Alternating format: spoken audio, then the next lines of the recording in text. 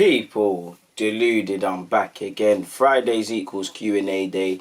As usual, thank you very much for your questions. If I've missed you out, apologies, but I've done the utmost to make sure I include everybody.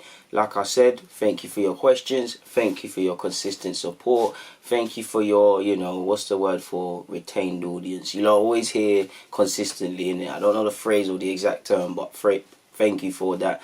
And before I crack on, I always mention it, and I know it might annoy you lot, but I really hope you and your loved ones are safe and sound, especially with what's going on in the world at the moment. Like I just looked on GMTV before I started this video, and there's about 5 million cases of COVID-19 worldwide.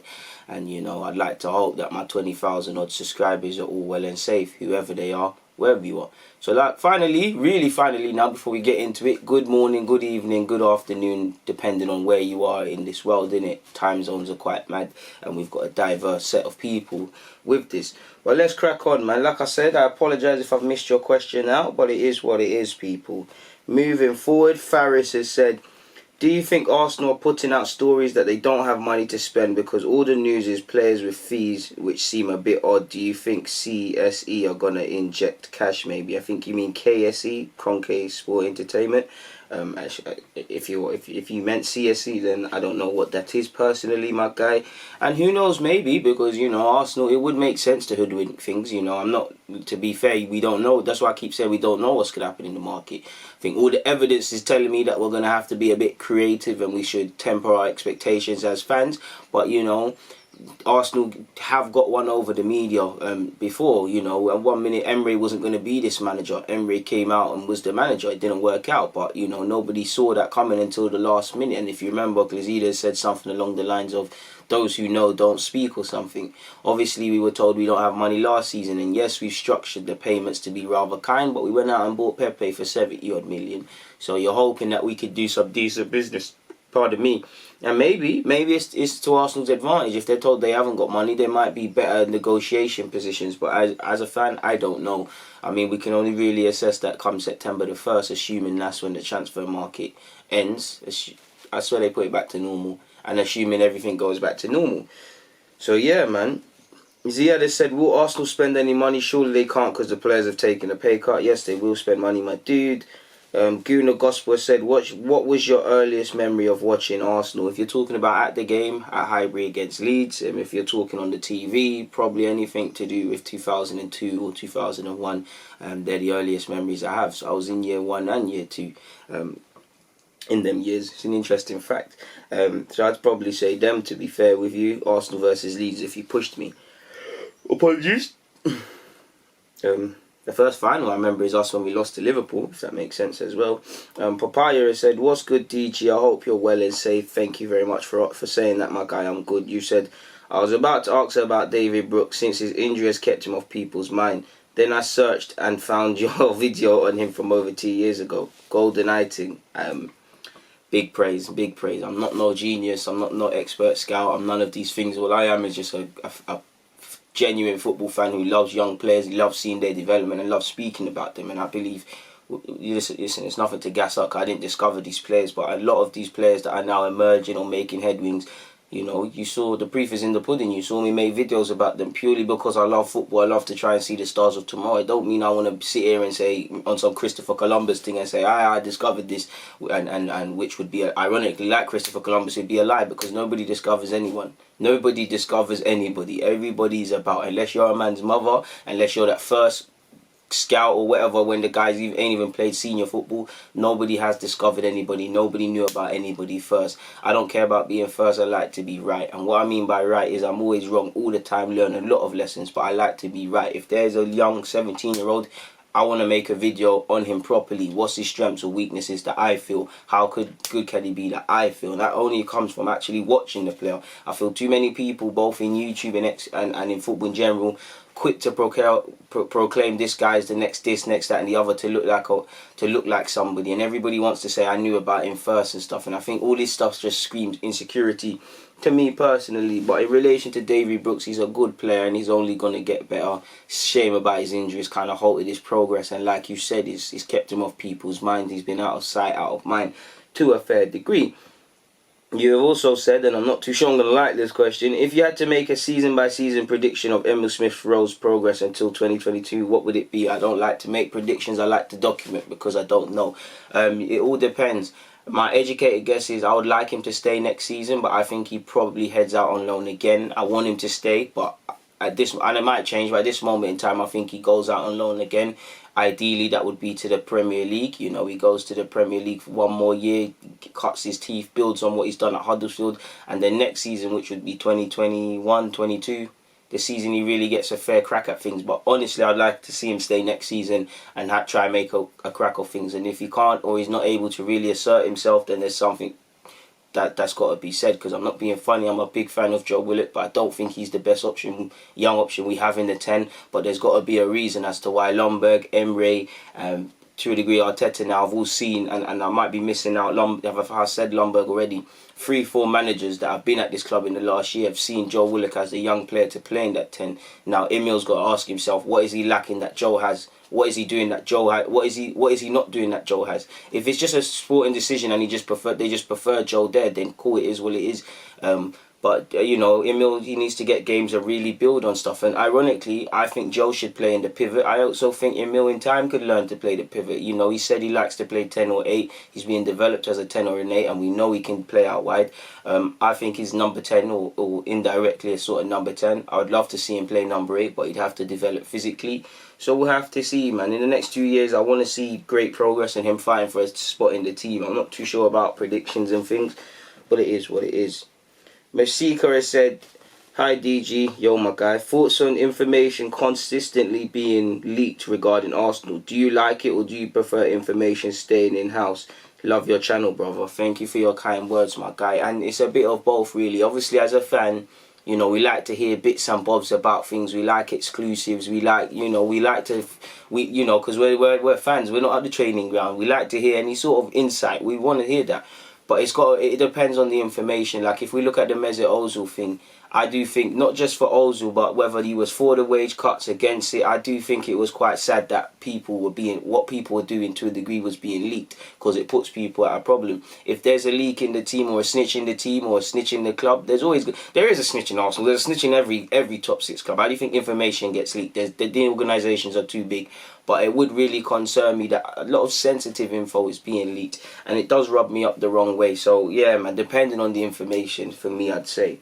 Moving forward, Faris again has asked, are you starting to miss going to the Emirates to watch Arsenal play? Things like taking the bus or the tube to get there makes you love and appreciate when you go to games and seeing the stadium from the outside. Definitely the tube. I'm not going to lie, Arsenal, we're not the rowdiest of fans or the noisiest of fans or have the greatest of atmospheres in the stadium. But I definitely miss the journey. I definitely miss waking up and making my Snapchats and Instagrams in preparation. I definitely miss the buzz of waking up like, yeah, it's our match day, are we going to win? Definitely miss being at the Emirates, you know, win, lose or draw, and the emotions that come with that. Actually miss lining up for AFTV in a line for about 2 hours waiting for Robbie to get through everybody. Like, I'll miss everything, man. Who isn't missing it? Listen, I miss watching, obviously I can't be at the games all the time. I miss watching Arsenal on the TV. I miss it all, my guy, really. And I miss buying the programmes. I miss grabbing a patty before the game and some hard food.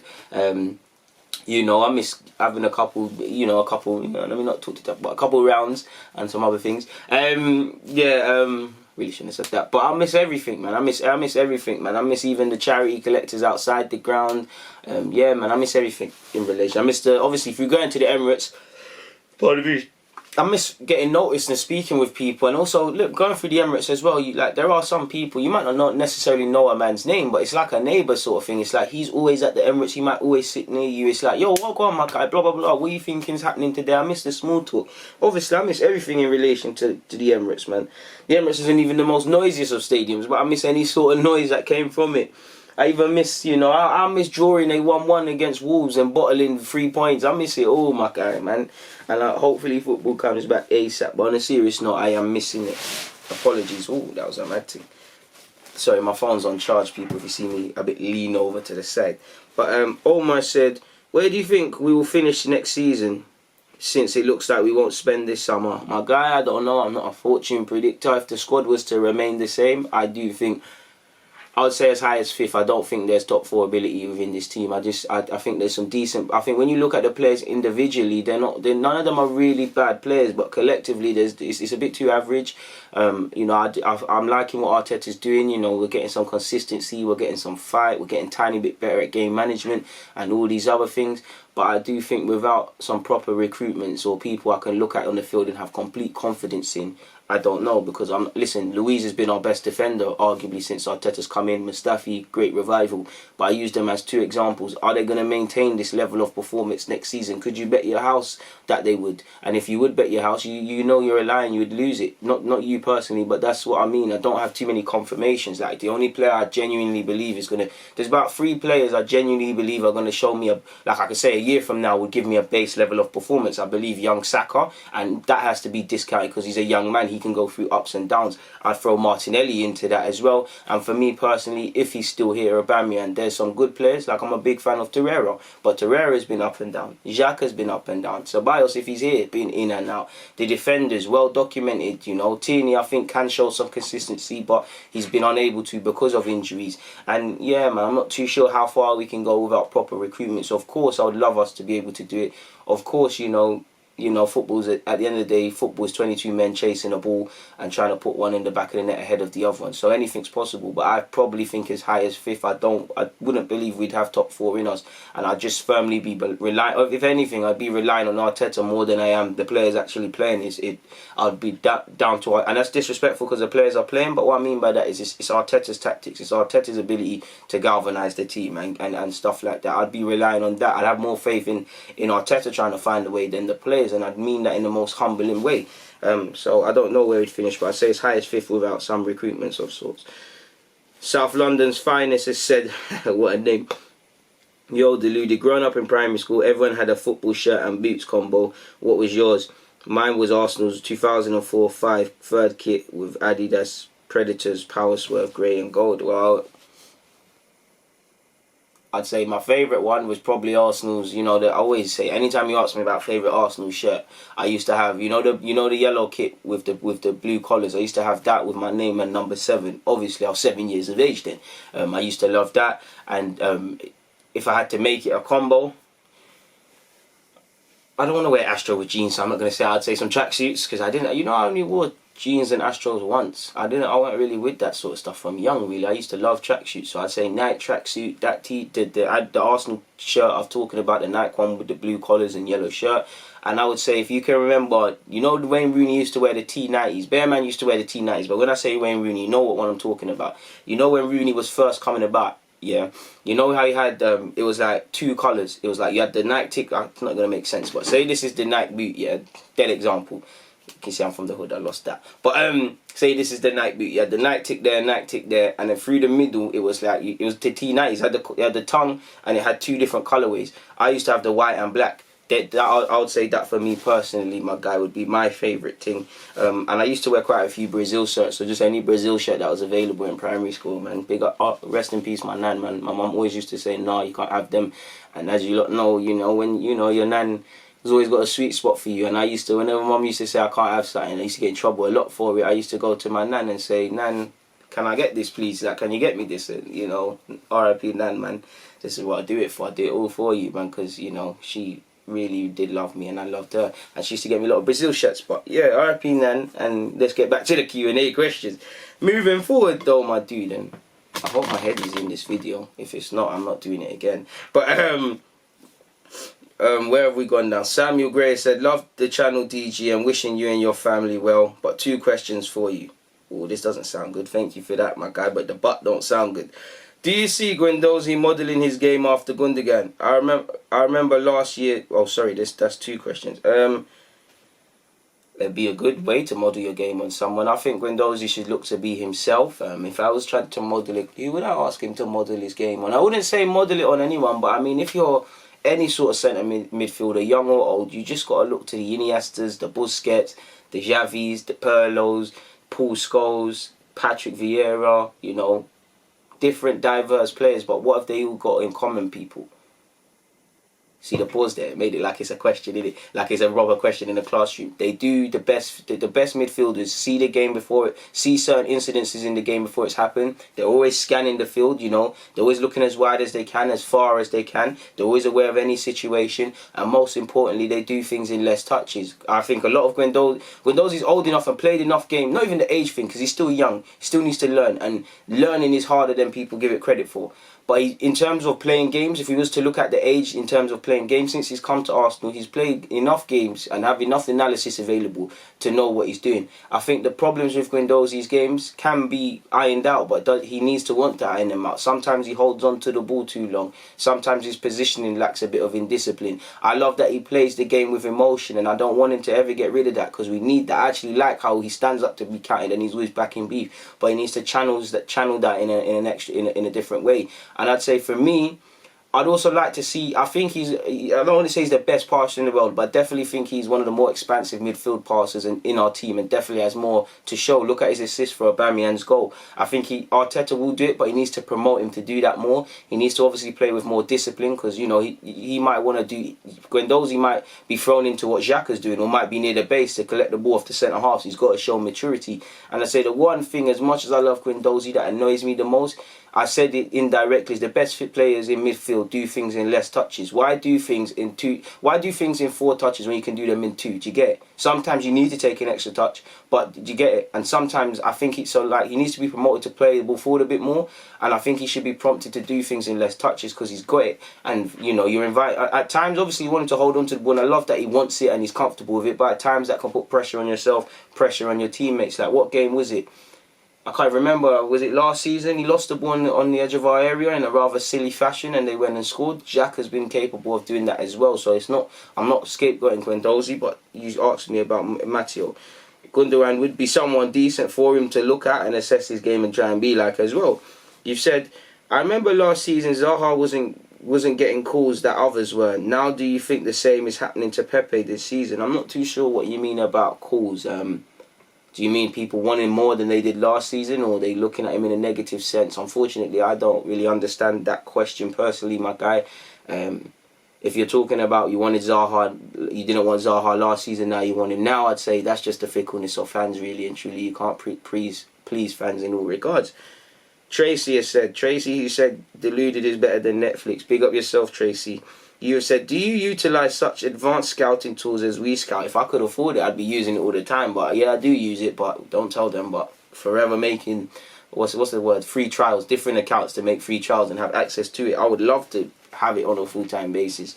But there's that, there's Huddle, there's Scout 7, you know, yeah, man, I utilise them all. I can't really talk too tough, but I utilise them when I can. But in relation to We Scout, I'd love to have it. If you lot watched my ads a bit more, maybe I would be able to get it out right. But yeah, man, I would like that, man. I would like to do that. And of course, man, I think We Scout's a very good tool. And, you know, Tracy, if you're big on... Well, you clearly are big on football, because I always see you in the comments and you always ask some intriguing questions. So clearly, I don't know your ambitions. I don't know if you're on the scouting thing, you have ambitions to scout, or you're actually a coach who wants to utilise it. But you definitely, from the way you comment in my videos and stuff, you definitely seem like someone that would benefit from utilising it if you're not already. And I'd be keen to see what you're actually doing and your progress with it. So let me know, man. Thank you for that question. Smile Please, however, I said, what is Deluded Gooner's post-COVID-19 plans? Wouldn't you like to know? Who knows, man? Who knows? First role will be to get employment again, because obviously I'm a victim of obviously everybody losing their job, so I'd say that.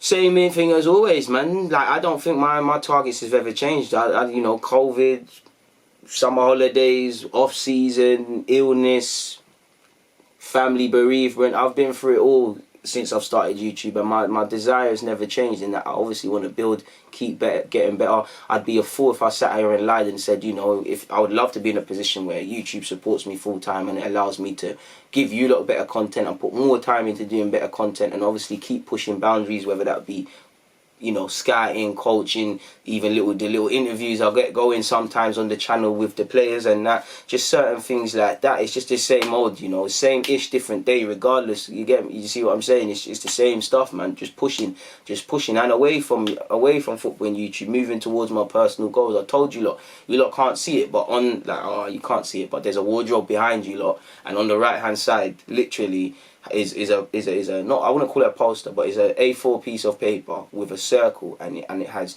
the man I want to be tomorrow and my actual name. And I've got skills, I've got different sort of skills. I've got personal skills, interpersonal skills, communication skills, qualifications, you know, all, not even just skills, the sort of person I want to be mentally, spiritually,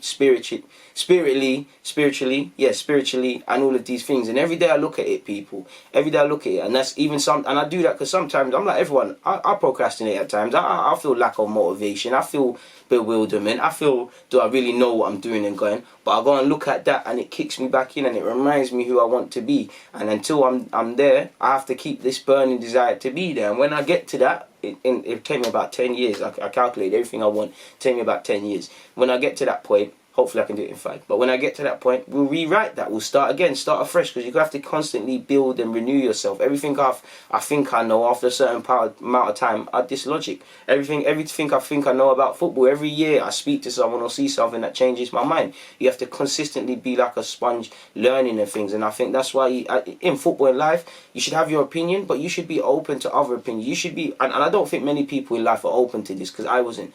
You need to be prepared for, and I've prepared myself for everything that you've ever been told, whether it's been from your parents, from school, you know, society. You have to be prepared for it to be a lie. I might sound crazy and stuff, but I need to be prepared to believe that even my name is a lie, the sort of human I am is a lie, you know, the world is a lie, everything I believe religiously is a lie. And it sounds crazy. That's the problem with society and mankind. People don't want to believe that. People are proud people. And I'm not saying I'm not proud, but you need to be prepared to believe everything, especially around religion, could be a lie, for want of better words, or a facade. So yeah, love for your question, my guy, man. Philip has said, hi DG, hope you're well and safe and sound. What would your dream 11 be? Dream 11 in what regards, my guy? I'm not too sure specifically what you mean. Do you mean Arsenal? Do you mean in general? I mean, if you was to speak in general, out of all the players I like in the world, or historically, Dani Alves first at right back, Ashley Cole at left back, Tony Adams and Sol Campbell centre halves. It's an Arsenal thing. There are some other options I could have selected, but it's an Arsenal thing. Iker Casillas in goal. Midfield, Patrick Vieira, Xavi, Iniesta. Nah. Patrick Vieira, Busquets, Iniesta. Up front, Lionel Messi, Thierry Henry, Ronaldinho. Rivaldo, I'm sorry. Roberto Carlos, I'm sorry. Gerrard, I'm sorry. Paul Scholes, I'm sorry. Zidane, sorry.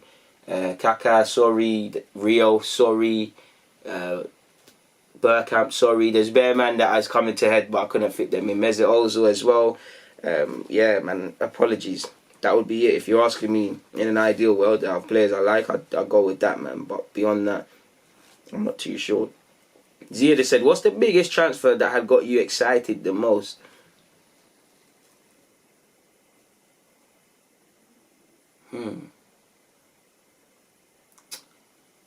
Good one.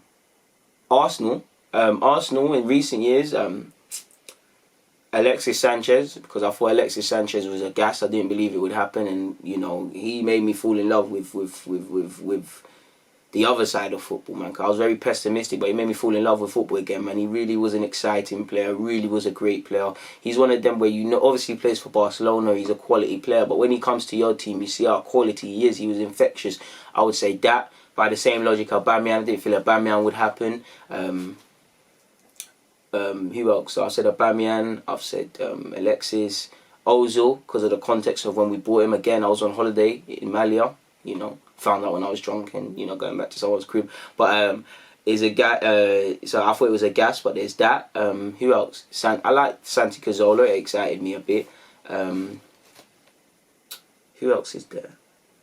I'd say Arshavin. Probably out of all of them, Arshavin. You know, Arshavin excited me the most because he might not be the best out of the names I said, but at the time it was a big money signing for Arsenal, and he hit the ground running. The goal against Blackburn. I think Arshavin was a bad boy. Like, he was a bad boy footballer, really bad boy, real good bad boy. So I'd say that. Non-Arsenal. You know what? I was excited about seeing Pogba in the Premier. You know, and still I'm a big fan of Pogba. I'd say Pogba. Neymar's to PSG, Mbappe's to PSG, just to see how they would turn out as a football fan. Cristiano Ronaldo to Real Madrid, Gareth Bale to Real Madrid. I didn't say them one day excited me, but I was like, oh, I'm gonna follow, like, Pogba's gone. I'm gonna see what's going on there, sort of thing. So I wouldn't say excited, but that would be it if he was to press me on it. Lenny has said, do you think we'll get Partey this summer? Hopefully, my dude. Ziad again has said, Sancho or Pepe? He's trying to kill, man. Pepe plays for Arsenal, but I'm a big Sancho fan. And that's another one to previous question that excited me. Jadon Sancho to Dortmund, because I knew he would be able to do this thing. Jadon Sancho's better than Pepe for me. Even if he's not better than him, I think he's better than him. I love Pepe, but I think Sancho's a baller. I would swap Pepe for Jadon Sancho as much as I love Pepe. And in a year from now, he might make that look stupid, but yeah, man. DS has said, if we sell Aubameyang, should we replace him with a striker because Oba is a striker himself? Or do we need to look for a left winger because that's where Oba has been playing? I think we need to look for a striker. I do think there's a case to sign a wide forward anyways, regardless of what we do with the striker thing. But I think you need a striker because you've still got Lacazette's future in doubt. Let's just say Laka and Oba both go. Let's just say Laka goes in January, Aubameyang goes in the summer. Just to say both don't go in the summer. Who is going to play? Eddie, Eddie would do it to the best of his abilities, but is he ready to lead the line by himself? Would Arsenal have confidence in that he'll get 20 league goals minimum? Because you got to remember, Aubameyang's touching 30 goals almost, if not more, or a tiny bit less, I don't even know, since he's been here. And that's a big amount of goals, and a lot of them are decisive goals, and it sounds cliche, but where would you be without them? And it'd be unfair on Eddie to expect him. Eddie's shown right now he can be a good rotation option, squad option, he can have a part to play, but until he obviously shows it, is he ready to lead the line? And because if Aubameyang was a striker by himself, we would score 20 league goals, we'd have confidence. I don't think the same for Lacazette, because Lacazette's got other strengths, but he's shown he's not a good goal scorer like that. At Arsenal anyways, he scored some important goals, he's chipped in with his fair share, but he hasn't got 20 league goals, and he does have the ability to get that. So yeah, Eddie's shown he's developed. He does look a better player since he's come from Leeds, despite the fact he hasn't been playing. Maybe that's because he's been in a senior environment playing against physical men and stuff. I don't know, but I'd probably say a striker. Petto has said, which player from Roma would you swap for Mkhitaryan? It'd be Zanolio for me, or Pellegrini. Well, I wouldn't mind Kluivert, but probably them lot, my dude. Moving forward,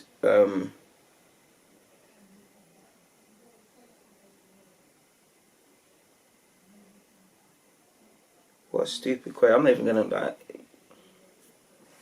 me block this guy, man. What a stupid, retarded thing to say, bruv. I'm not even gonna entertain that. It's nothing. It's not even offensive. It's just stupid, bruv. Like, it's trying to insinuate I'm something I'm not. Like, it's just racist things, nonsense, fam. Like, what are you talking about? Like,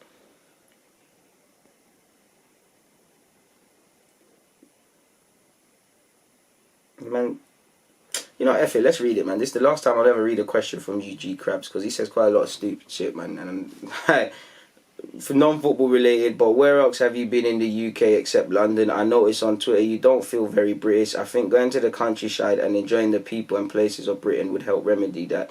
Keep it up, DG. Eugene, with all due respect, you do not know me. You don't know me. You know nothing about me apart from what I show you. And fair enough, you can only go on that. But you do not know me to be making comments on if I feel British or not. Please do not. I don't know where you're from. I don't know your heritage. And I wouldn't make these several comments. And I really don't want to answer this question. But it does annoy me when people insinuate stuff like this. I'm not even going to answer about the... Just know I've been in a couple... You know what? I've been Stoke, I've been Liverpool, I've been Manchester, I've been, where else? I've been all over Essex and Hertfordshire, I've been Cambridge. What's that town near Sunderland? I've been in a fair amount of places. I'm a Londoner, but I don't feel very British. Please do not tell me if I feel anything, yeah, because I don't know your nationality, I don't know your race. I can only speak on myself as a black British Caribbean youth of the descendants of people who came here in the Windrush. We're in a difficult position in that, as much as I feel Jamaican invasion, and don't get me wrong, I'm accepted by the people there. There are some people that will see me as English lad. Here, I'm born here. I'm born in North Mid, in Edmonton. I'm an Edmonton lad. But have you been called a Negro to your face, or pardon my language, a nigger to your face consistently? Have you been told go back home, despite the fact that this is your land? And I could go on and on and on and on and on and on about the racist stories, because I've actually got into scraps with racists. I've been told this isn't my land. So what I'm saying is this, and it doesn't even to a degree the same. Like again, I can't speak for, I don't know, young Pakistani or British Pakistani or British Bangladeshi people, but they must feel the same way in that when they go back home, they might be said, you know, you're British. When you hear, obviously you're not seen as English. I feel both. I don't really. Listen. It's a difficult situation to be in. I feel very much a proud Londoner, a proud Englishman, as much as I'm proud of my heritage. Just because I see things for what it's worth, and I don't shy away from voicing how I feel about the colonial problems of this country and racism within this country. It doesn't make sense. I will always call a spade a spade. That will ever be the last time I'll answer a Q&A question from you, because you keep saying stupid stuff, in my opinion. I respect your opinion, but I notice on your Twitter you don't feel very British. It just doesn't make sense. Like you're trying to paint a picture of someone based on socials. I feel very much British. I feel very much British, to the extent that I'm gonna go downstairs. Well, when Ramadan's over, I'm gonna be in my garden enjoying a calm beer and these things there, like we do. I am a proud Londoner, because you said I'm not gonna say British, because you're not saying British, you're saying Londoner. You keep mentioning London. So yeah, man, the less said of that, the better. I was going to leave it, but, you know, I don't like stupid questions like that. And you said keep it up. I will keep it up, and I'm consistent for your support. I'm not too sure how old you are, because if you are an early teenager, it does make sense how you allow yourself to come on the internet and say stupid stuff, because I do read a lot of your comments. I actually thought I blocked you as well, because I don't like to see ignorance. I leave. If you notice me, when people say harsh comments and nasty comments about me, my appearance or my videos, I leave it, but I don't like the racism thing. So if you're young, you might be a bit naive. If you're on the older side, if you're older than 18, I think you really need to consider how you're going about things, because it's dangerous. Please do not tell me how British I feel. And even if so, and this is the last I'm going to say, because it does annoy me when people say stuff like this. Going to the countryside, how would that make me feel any more British? You know how stupid that is? How would that make me feel more or less British? Please. I don't know your experiences, so I can't speak on yours, or Tom, Dick and Harry. So you can't speak on mine or tell me this. So next time, phrase your questions to people, because I felt I had to answer this to kind of dispel ignorance, but there's no way around this pretty retarded thing to say. Moving forward though to the sensible questions, and in an ideal world I would have told you to suck that in Eugene. Let's try to keep up. The rebrand. Looking at stats, Vesta has asked. Looking at stats, Aubameyang has never scored or assisted against Liverpool and Man City since he's been here. Considering he stays, or at least until the end of the season, do you think we would be better off playing a 4-4-2 with Lacazette and him up front and Pepe and Martinelli on the wings, or maybe a 3-4-3 against the bigger teams? Well, I don't think it's just, you know, he should try and score against them. It's mere coincidental. I don't think just because of that stat means we should bend things, but on the isolated incident of you saying a 4-4-2, I wouldn't mind that. It would find balance for everybody. It would fit everybody in. You know, typically Lacazette or Martinelli or some Pepe or someone has to miss out. 4-4-2 would bring that. But what we'd need is our wide men would have to support our fullbacks. We'd have to really remain two banks of four. Our strikers would have to press that back four of the opposition and have to drop in and help the team. And for me, it would all not that it would fail at the pivot, because it's unfair to put the blame of a team winning or losing on two players. But the pivot, whoever is in that pivot needs to be solid. And I don't really have... Arteta's doing his thing, and I might change in a few months, but I don't really have the utmost confidence in our pivot, so that would probably dissuade me from playing that. 3-4-3, it's almost the same logic. Obviously, you'd have a bit more bodies in defence, you give a bit more freedom, but I'd say it's the same old logic, in my opinion. Jalombi has said, would you swap... Oh, sorry, this ain't even a... I hate another thing, almost as annoying as what this Eugene brother said. Like, if you're going to ask a question, make sure it's a question, not you making a statement about how you feel, with all due respect, people, because I can't answer a statement. So I was just about to answer a statement. It's really silly.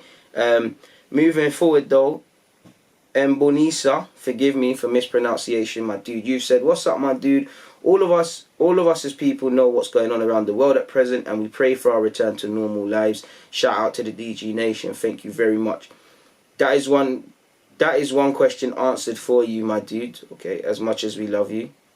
Okay, I guess that was a bit of banter.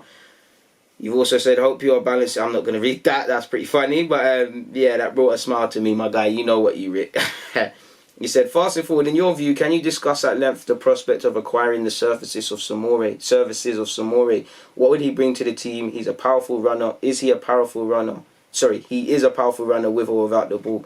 He is the type of player who reminds me of Yaya Toure. Listen, I've spoken about him at length in a lot of videos, so I don't want to go over the same thing, so I'd implore you to go and look over that. But I do think he's a strong runner. Not too sure on the Yaya Toure comparisons, but I do think his positioning is spot on, can improve. Do think you are waiting for a bit more personality within him to come out. I do think he's more box to box. I do think he's a decent option for us. I would love him to come to the team, really and truly. I think he's a decent passer, but his passing can improve. When he passes, he does keep his head down a lot of the time, which could improve. You also asked me, is the idea of acquiring the services of the player of Saliba's calibre feasible? I don't know if it's feasible, my guy. All I can say is, Leo, we bought Pepe. They know how we like to structure payments. Maybe we could play on that, to be fair. I mean, I don't know how much they let him go for. If they let him go for a similar fee to Partey, then I guess so, my dude, man. But nonetheless, thank you for that question. You asked about 3 questions, my dude. You've said, finally, it's been confirmed that on the 17th and 18th of May, 6 Premier League players tested positive for COVID-19. As a result, they have to self-isolate for 7 days. In your opinion, does these kind of things sort of highlight the obstacles faced ahead of the restart? Well, of course, my guy, of course. Because coming back, you're even hearing Kante's not coming to training, not because he's contracted stuff, but his family has a history of heart problems and stuff around that, so he doesn't want to put himself in danger. Troy Deeney, I was going to make a vid on it, but I left it. I think he was unfairly condemned, and it's now coming up that Deeney is backed up in his statement to say he's staying away from training, because you've seen the news at Watford. Mariappa's come out and said he's contracted corona, and there's been some other incidences. So it does highlight the problems, people, because it is motivated by money. The Premier League have, very early on they said they're finding ways to, when they get going, that they can keep playing even if people become positive. So this tells you it's motivated by money. It's not about morality, and I do think whether you're footballers caring about the Premier League, whether you're a normal citizen about the government, you need to wake up and realise all of these organisations don't give a crap about you. Yes, it's easier for footballers to say, and this is another thing. Yes, footballers are typically financially stable, better. Like, let's use me as an example. I was on, before losing my role, I was on a modest salary, to put it nicely. Troy Deeney's on however much grand a week or whatever, yeah.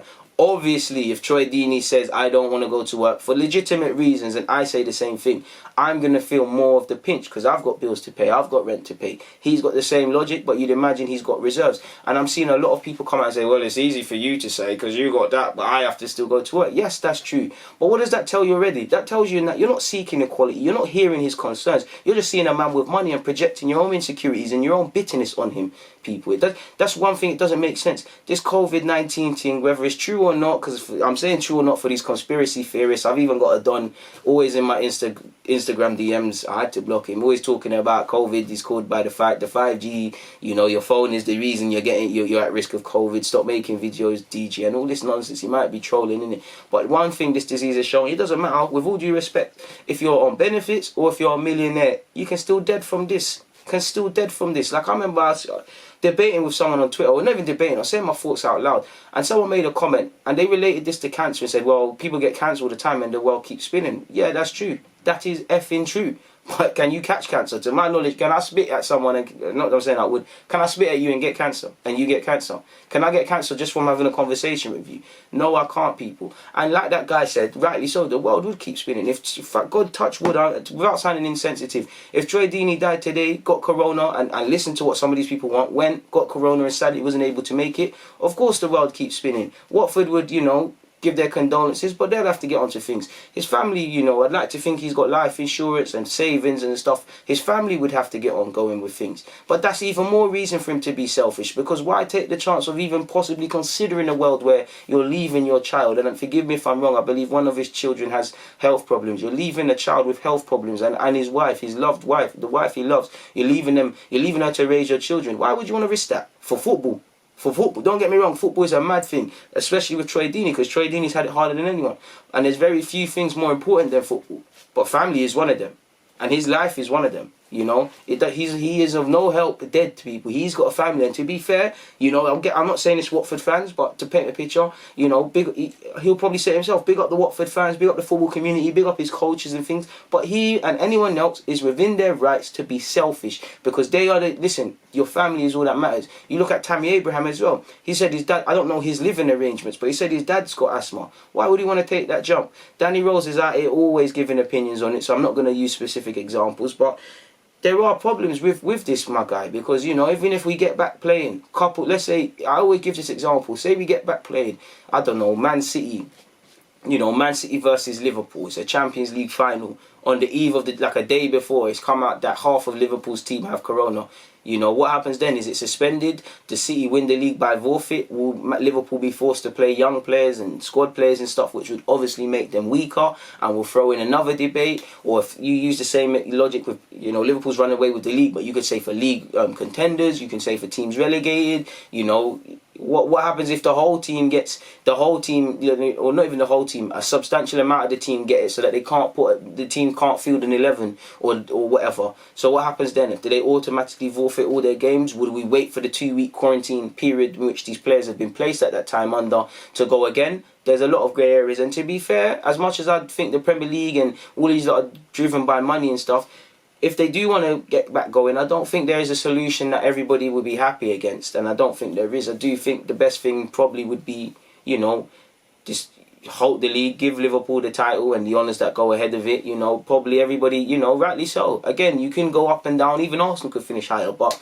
you know, you have to take some responsibility for how your season's been. Stop the league in the positions it is right now, hand Liverpool the title. Whoever makes Champions League makes Champions League. Next season gets carried on when it gets carried on. But we know the bulk of the reason for this still going on is quite simply money and TV rights. That's it. That's all it will be, and that's even more reason for the likes of Dean and these players to be selfish, because all they are is just cattle.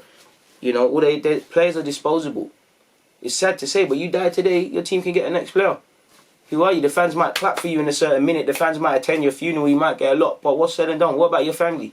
What about your young daughter or whatever? Because you're her dad. You're not just a footballer. You're her or his dad. You know, and I'm sure Deeney, I keep using these as an example because I think it's the best. I'm sure he wants to see his son grow up and have kids of his own, get married, maybe be a footballer or have whatever job of his own, you know, get into his first fight on the football field, ride his first bike. He wants to be there for all of these moments. And, you know, who knows, Deeney might want to have other kids. You know, he's a family man. He's a human being. Who wants to die? Who wants to die playing football? Who wants to contract a mad thing playing football? Enough on that question. Love for that question, my guy. Love for that question. Moving forward, though, Ziad said, "Why don't you play for AFTVFC? They've never asked me, but you know, if they ask me, you know, I ain't doing no trial. I ain't doing the trial thing. DG don't do trials, and I'd like to think, Robbie, you know, you've known me long enough. We can air that sort of thing. I ain't doing no trials, no medicals. My fitness is poor, but if they need someone that can chip in a couple of games at right back, I'll dust off my boots and try a thing. That's it, my dude." Manu has said, "Hope you're well, DG. Do you think it's realistic to expect our scouts to snatch a player like Szoboszlai before he makes the move from Hungary to Salzburg?" It is. It can be done, but one thing going against us, and I'm not too sure on using Hungary as an example, but when you look at, you know, if you was to try and get Firmino before he went Hoffenheim and all these teams, or Mane when he just came to Europe, we'd have issues because of work permits, because they haven't played a number of times for their country and things. So we'd probably need to house them. Sorry about that, my dude. Like I said, well, in fact, before I said what I was talking about before, obviously the battery cut out, was work permits. Obviously, it's a bit harder to get that emerging talent, so we'd probably have to source them, either get a team in France, I'm not too sure on their permits, but I'm definitely sure Holland, and that could help us bridge the gap, and that's something, you know, Germany, Austria, France, and a couple of other nations are able to take advantage of. But I do think Szoboszlai, before he went there, could have been attainable. It's just about having scouts in these places. There's ballers everywhere, people, literally. Moving forward, though, I can't say that name, my guy, but you have said, do you think we should actually invest money in midfielders or forwards? I mean, Saka, Martinelli, Nelson, Tyrese, Balogun, Eddie. If we give them chances this entire season, they could do wonders. So wouldn't it be a waste of money to buy other players? No, it wouldn't be a waste of money, because these young players need to be surrounded by players that are experienced, if not through age, through games played, because they've got to be given the best facility to develop. We all know fans can get toxic. In an ideal world, I agree, you give them a chance all season. You know, all of the players you said and all the other young ones, they're trying to get consistency. 1 minute they'll be good, then they won't. You know, they'll go through good and bad form. Well, many fans have the patience to do that, because if you play all of these kids like we're doing, you have to concede that we're going further and further away from the Cities, the Liverpools, and even a couple of teams before we even talk about that level are better than us now or lapping us. So you can't have both. I believe we do need to buy players, but you're entitled to believe what you need to believe, my dude. Anthony has said, a lot of transfer rumours have been linking Arsenal to wide attacking talent. Do you think that is needed? I personally think our young talent has the potential to play in these roles for many years to come. I agree, and that's why when you hear me say in my other videos, if a super player becomes available, if a wide forward becomes available that is glaringly better than the options we have, I would go for them, because I believe they could make the difference, especially if one of Lacazette or Aubameyang goes, we could finally have some balance up front, because we'd have one out and out striker, we'd sort out the left wing. I know Martinelli's there, but I don't think we necessarily need one, but I'd be open to one, if that makes sense. I do think more pressing areas for me would be 2 midfielders, you know, a number 8 and probably a box to box, and I need a centre half for me personally, and obviously we need to get rid of certain players. So yeah, man, I do think we've got the attacking talent in them areas to suffice, but I'm always open to improving the team. Pepe Ara said, would you sacrifice Tottenham winning the Champions League last season if it meant that we won the league in 2016 with Ozil breaking Thierry Henry's record? Oh, what that? No. No, my dude, no. Nah. Dead that. Nah. Tottenham win the Champions League and we win the league just for Ozil to get them assists. Myth. If you said Champions League or something, I might have started thinking about it, but who knows. Medrana said, DG, hope you and your loved ones are keeping safe. You the same, my guy. You said, what's one mistake you've made in your life that has influenced who you are today? I'd say trust. I do believe in trusting people. I still trust people. You know, unless someone gives me a reason to break that trust, you know, it'd be immature to go around saying trust no one. But I'm definitely weary. I'm definitely weary of the energy I give out to people, because I've given people a lot of energy and not got it back. I've trusted people with finer details and they've gone and opened their lips. So for me, I like to keep things confidential. I don't like to say more than needed, really and truly. I would say waiting on others as well, because there used to be a time in my life I used to sit there and really believe people when they said, you know, oh, we're going to do this or we're going to do that, and I'd sit down and I might waste some of my day or whatever just waiting on them. So I've learned to just, you know, words are cheap, everybody's got them, actions are expensive. So when words come out people's ears, mouth, and go into my ears, it's literally not because I don't want to listen, I take it on board, but I'm like, okay, cool, and it's allowed me to be more determined, and it just, I'd say care less about opinions, because there was a time I did care about opinions. I still care about opinions. Obviously, you've got to care about opinions. But it used to really make me not want to do anything. And I thought half the people with opinions are not going to care. They're only good. They're going to bread me when I make it anyways. Or like, who really cares, man? Like, these people don't pay my bill. And I really that's one thing. I started looking at life in a different way. People, I was like, these people don't. If you don't help me, like, it sounds so vulgar to say, but listen, if you're not. For Gallem, like, you know, if you're not trying to help me build something, if you're not trying to help me develop mentally, spiritually, educational wise, you're not, you know, we're not engaging in certain acts, we don't need to be friends. Man, them as well. If we're not, you know, building something together, when we can't bounce off each other, we're not of a similar mindset, we can't add no value to each other. I don't want friends for the sake of friends. Like, I've got plenty of friends. Do you get it? I don't want friends. Like, I mean, of course I want friends, but I don't want mates. Like, I don't want people for the sake of it, man. And that's why I always feel funny when people always say, I don't talk to no one I left from school. It's like, I still talk to, like, I left school almost 9-10 years ago now, and I still chat to all them people. But I know life can change in an instant, but I don't really trust easy, so I don't really like new people around me to a certain degree, people. Obviously, I'm always welcome to meeting new people and having new experiences, clearly. But those of you that are smart enough to comprehend what I've said have comprehended what I've said. Moving forward, though, people, let's get on the final lap. Pardon me. It's been a long one. The final lap of questions via Twitter. Live from Planet X has said, hope you are well, DG. Thank you very much for your consistent support. You said, I want to start reading more. What's some football-related books you'd recommend? I've already read Ian Wright's book. That's a good one.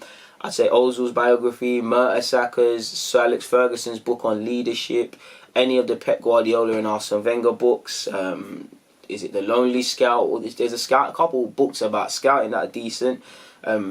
Yeah, pardon me. Should also, it's not football related, but 48 Laws of Power, the 50th Law, you know, The Art of Seduction, How to Win Friends and Influence People, Wealth of Nations. These are all other books as well you could look to read if you want. Igal has said, have you watched Michael Jordan The Last Dance and what do you think about it? You know, I ain't even started it. I heard it's a mad thing. Like, I've seen some clips, but I ain't started it. I need to get into that, man. It sounds like a very good sports documentary, my dude. Fly Them has said, Man City and Chelsea are acquiring the best youth players around the world, according to reports, but it seems as if Arsenal aren't doing that. Even so, it's the last summer where you can buy young foreign players. Why do you think that is? Well, you have seen us link with some foreign lads, and we're going to sign a couple. I don't know, you know. I do think there was a change, at least to me as a fan, when you saw Marlon, Benacia, that 2015 Dragomir, all them 2015 lot goal. I think we then said, you know what, cool. We're just going to bet on a bunch of players. We're going to bet on the Nelsons, the Willocks, the Eddies. There's probably better young players out there and young, excited players, but we're going to bet on these. And that's no disrespect to them players. I'm not saying that's the case. That's just what it felt like. And people that really understood Arsenal and Emile and all these players. So that might be it, people. It might be it. I'd like us to sign a couple, but I don't have the specific reason. Hassim said, thoughts on Ashley Cole's Arsenal career? Take care, bro. Thank you very much for your nice messages. And, you know, the only reason... Ashley Cole was a great player for Arsenal and is one of the best fullbacks to play for this club. It's just a shame that it's been tainted because of how it is. We should have given him the contract. He should have went down and been the next captain and been a hallmark for Arsenal. Can't begrudge him. He won everything Arsenal had to offer. He realised, you know, I can earn more... Apologies, people doing garden work. He realised I could earn more financially elsewhere, so he kept it moving and he's been backed up. He earned, you know, he played for a team in Chelsea, won some league titles, obviously won the Champions League, and got a wage that he thought he deserved, people. Apologies for that noise. So yeah, I can't begrudge him for that. Ferdinand Jones has said, how are you, DG? I'm good and I hope you're the same. You said, do you celebrate stuff like Halloween and April Fools? By, you know, either pranking someone and such, or does DG remain DG come Christmas, come Labor Day? I'm too old for all that Halloween stuff. I don't play April Fool's pranks either, my guy. And I'm not American, so I don't really do Labor Day. You've also said, how did the Twitter name Mr. Palmer come about? It says, if you know, you know. That's not my name, but if you know, you know. Like, if you know, you know. If you know Mr. Palmer, just type it in on Google, man. If it comes up, it comes up. If you know, you know, innit? Reminds me when people ask me, is my name really Tom? Then I had Tom Shelby from Peaky Blinders. No. On a light-hearted thing, my guy, it's a secret. If you know, you know.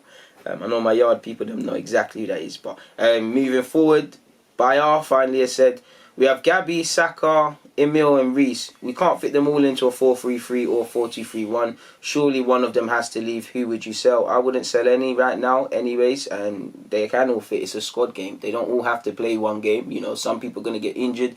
There's rotation. There's, you know, they can all play. Naturally, not just these names, but all the young players in and around the team and stuff. Naturally, not all are going to make it here. But it goes back to what I said. If some men are going to be regulars, like I'm looking at Saka and Martinelli with that. Some men are going to be rotation options, which Eddie is right now, and to a degree, what's his name? Joe. Some men are going to be squad players. Emile can develop past that, but he is a squad player. Some men are going to be sold and have to, you know, keep it moving. But that's what the academy should do. It should present us with players that can go to the first team, or if not, sell them. Like, I want Maitland-Niles to have a future here, but if he keeps messing about, Arteta might cut him loose. You'd imagine that's a 20 million minimum, considering it costs 2 to 3 million to run Hayland, and he's come from Hayland. You know, it's a pretty big investment that can be reinvested to somewhat into our transfers, and to somewhere down the line go back towards helping in Hayland. At Hayland, sorry, people. I haven't got much more to add on that note, so I'm going to keep it moving, people. yeah, I haven't got anything to add. That's all the Q&A questions done. Apologies for the video cutting out and stuff like that. There isn't much I could do in that regards. But on that note, it's always a pleasure. DG, I'm out.